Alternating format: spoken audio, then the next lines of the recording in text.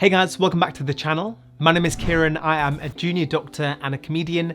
In today's video, I'm going to update you with everything that has been going on. It has been absolutely ages since I did a life update video.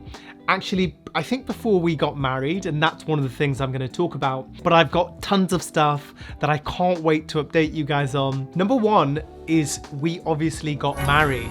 The last time we spoke, we were planning on getting married. We planned all these wedding events and everything was so up in the air with COVID. The wedding went exactly how we wanted. Indian weddings, as you probably remember, are so many wedding events. So we had a Mendi party where the girls do the henna. We had a Sangeet, which is a big dancing party with lots of drinking. We had a Mandwa at our house, which is something that the boys' family do. I don't know if the girls do it as well, but we do that at our house. And then we had the main wedding and the reception, which is the big Indian wedding. And then the civil wedding, which is a separate day, which is like an English wedding where you actually sign the papers. The big Indian wedding was everything that we'd hoped for.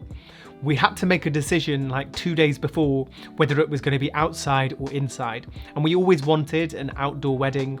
But basically they said, because the DJ who's at an Indian wedding, you have a DJ with the priest. That's how these things work. Because the DJ is going to be set up outside, if there's any chance of rain, it can't be outside because all his stuff will get wet, which we completely understand. But they needed to make the decision whether it was going to be outside 2 days before, because basically they have to build this structure called a mandap, like a fancy Indian gazebo, very intricate wooden thing normally.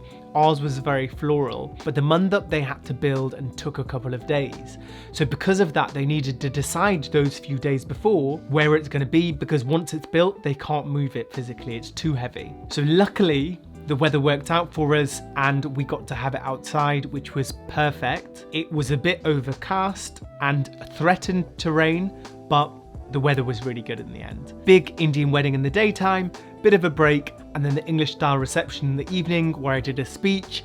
And when the wedding's video's out, I'll obviously put clips on the channel, and for whoever wants to see it, you can check that out too. Incredibly stressful planning an Indian wedding.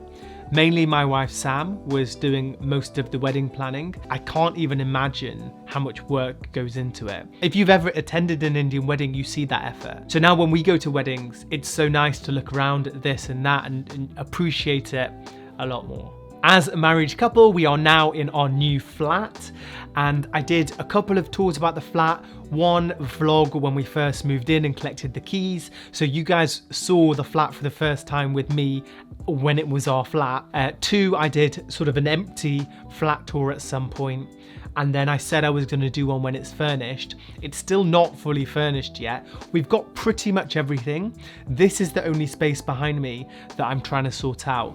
I don't know what kind of background you think might look nice there, but I'm going to put something up here, maybe some hexagon shelves, something dangling down to make the background a bit more interesting. Once I've sorted this out, I'm going to go around the flat, take a video, and show you guys on a bit of a tour. The apartment, if you remember, is in Manchester city centre.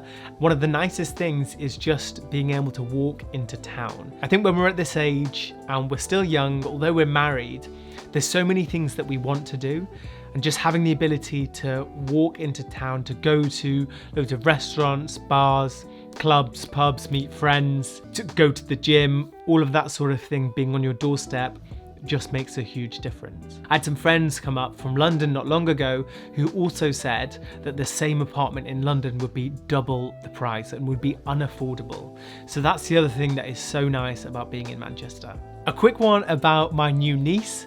So my sister-in-law, my brother's wife, was pregnant, and at the time of the wedding she was actually 9 months pregnant, and they had a baby girl. And you may, if you follow me on TikTok, have seen that I did a TikTok with her recently where, actually I'll put the TikTok in here because it was quite a funny one. I heard a report that you only drank milk for the past 6 weeks. Do you think that's an excessive amount of milk? Do you think that's okay to drink that much milk? So we made that TikTok, and within a day it was on 100,000 views, and she is now TikTok famous. She's reignited my TikTok profile. I just thought, how funny would it be if over Christmas we made loads of content together and we posted it. I think it would be really fun if I made her own TikTok profile, and that when she's like, I don't know, maybe a 15 or something, if TikTok's still around then, I gave it to her as a present. Here's this TikTok profile with a few million followers. Do what you want with it. So she's obviously unbelievably cute, is changing every day, and is now starting to babble a little bit. I've done pediatrics as one of my jobs as a doctor, so you learn about the development of children, and you can see day by day how they're changing and learning to do different things. But I think sometimes having that medical head makes you overthink certain things as well. Okay, YouTube, so what is going on with the channel? And people have asked me when they find out I have a YouTube channel, they say, oh, what do you make videos about? I've found difficulty in telling people what I actually make videos about, because the truth is I just don't know. I make some videos about medicine and getting into med school. I've made videos where I react to TV series. I've made videos about travel. I've made videos with Sam doing random things. I've given away money on the street. How would you categorize these things? And the truth is I was a bit lost and I didn't really know what I was doing. What I do know is that I love making these videos and talking to you guys and sharing my experiences and trying to tell that story, but I can't pick one thing to say that this is what I want to do with it. And because I was a bit lost, I signed up to a course called Creator Now, which is a course run by this American YouTuber called Eric, or Eric is his YouTube channel name. And he is quite notable because he went from 0 to 1 million subscribers in 1 year. And I thought I need something to give me inspiration to try something new and do something different. And it really gave me clarity about what I'm doing. The videos I made during that course, because it's 6 weeks long and you make a video in each week using something else that you've learned about, the videos I made during that time were outperforming the other videos. So my top videos recently of my past dozen videos have all come from this course. So clearly the source that they're teaching on this is working. They teach you about titles, thumbnails, how to get retention, how to build an audience, how to work with brands. You get talks from Logan Paul's editor, from other big American YouTubers. And the problem I had is that everything was on really late at night. So everything that I wanted to watch was on at 1 in the morning, which made things quite difficult. So I either watched the recording or was really tired the next day. So anyway, getting to the point of the story, I have realized what I want to do with the channel and the direction I want to go in is that you guys seem to enjoy the medical content, and I will keep doing that a little bit to an extent, but I want the whole channel focus to be around this idea of the perfect life. And everything I do should link into this idea of the perfect life. For example, we did this cryotherapy thing. That kind of links into this a bit. I woke up at 5 AM for a week. That kind of links into it.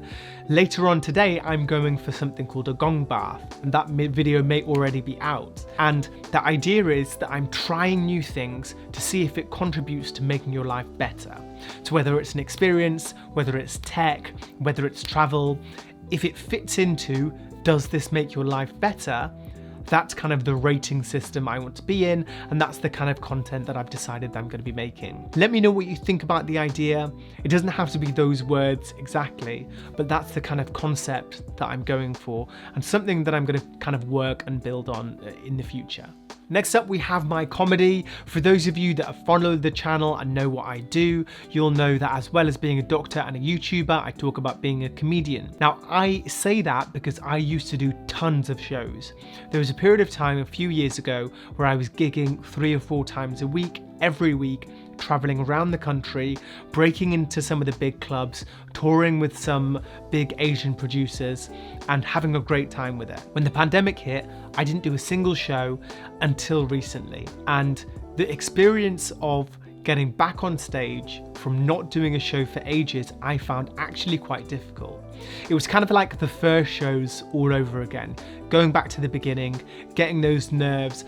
Before the first show I did coming back, it wasn't a huge show. There was maybe 100, 150 people in, but I was so nervous before it, pacing around, couldn't think of anything for that week, prepared my set, went over it again and again and again, was feeling a bit nauseous before it, and then ended up having an okay time on stage. I enjoyed it. I got a bit of a buzz that you tend to do in comedy, but because I know I can do so much better, and I have done so much better, I didn't get the same hit that I probably normally get. Although I enjoy the live stuff, I actually enjoy the process of making videos even more. And when I consider where is my time better spent, I kind of need to balance it, and I'm going to put more of a focus into this. And I keep pointing at this because I've got a microphone here. I keep pointing at this, like this represents comedy. This microphone represents comedy. That camera represents YouTube. So I enjoy it. I'll probably next year sit down to do some proper writing, and eventually I want to get to a point where I can do a proper tour by myself, a solo tour with a mix of me talking and me doing stand-up and stuff that I think you guys will generally enjoy. And if we can get guests from the internet on that tour as well and make it a bit of a variety show, that is something that I would love to do. I also, because of YouTube, have had a lot more people reaching out for certain things. I've been invited on TV shows, I've been invited on radio shows, I've had a few agents contacting me about if I want representation. I had a call today with an agent about something that sounded kind of exciting. It's a company that's sort of free to sign up for, that helps you get more TV exposure, not necessarily as just a comedian, but also as a doctor as well. So if they need you as a information source, they can pull you up if you're on their roster, and you can do more TV work, and they don't take any fees. So that's the kind of thing that I'm more interested in doing. So something that I'm putting tabs on, putting feelers out for, that you may see a bit more in the future. On the comedy side of things, I'm trying to tell stories more, and I did a story vlog sort of thing of my first gig back, so that at some point will go on the channel too. And I kind of want to give the emotion of let you guys know what it feels like to do a comedy show. That's what I'm aiming for with it. I can't believe I've been talking for so long. On my camera I can see I've been talking for 17 minutes straight already. Last thing we're going to talk about is my GP training. So in terms of GP training, I'm in my second year. GP training in the UK is 3 years long, and it's split into 6-month blocks. So my first year I did orthopedics and acute medicine. In my second year, I've done GP with dermatology. So that was my first block. My second block that I move on to in a couple of months is psychiatry. I'm really interested in mental health, so that's something I am looking forward to. At the moment though, the job I have is quite exciting because I do 3 days GP, 2.5 days really, Monday, Tuesday, Wednesday morning. Wednesday afternoon I have teaching, so as part of a trainee doctor, you still get teaching, which at the moment is all on Zoom. And then on Thursday and Friday, I actually work in the hospital doing dermatology. So I do clinics, I do the ward round with dermatology, I do some minor surgery things where you cut out skin lesions. I look with my special dermatoscope, which is like a super intense microscope. I'm enjoying it, but I'm also kind of at the point now where I just think I cannot wait to be done with training, to be done with all these portfolio stuff, to be done with exams which are coming up. So I'm going to have to sit an exam in April this year, and just the rest of it that comes with it. In your life, you always have a goal. And for example, if you're doing your A-levels, your goal is to pass your exams. When you're at med school, your goal is to pass med school. When you're a trainee doctor, training to be a GP, your goal is to pass your training to become a GP. But when that finishes, then what? It's like swimming over a reef and then the reef ending and you swimming in the middle of the ocean. You can literally go in any direction you want. And that's a point where really you've got to make a lot of big decisions. So I've got 1.5 years until we have to make those big decisions, me and Sam. But that's a problem for future Kieran to deal with. Finally, I said last one, but this is actually the last one, is holiday/travel. You know that one of my other passions is traveling. I love traveling, going abroad. It's my perfect relaxation. It's also the thing that I think if I had unlimited money, that's the thing that I would like to do the most.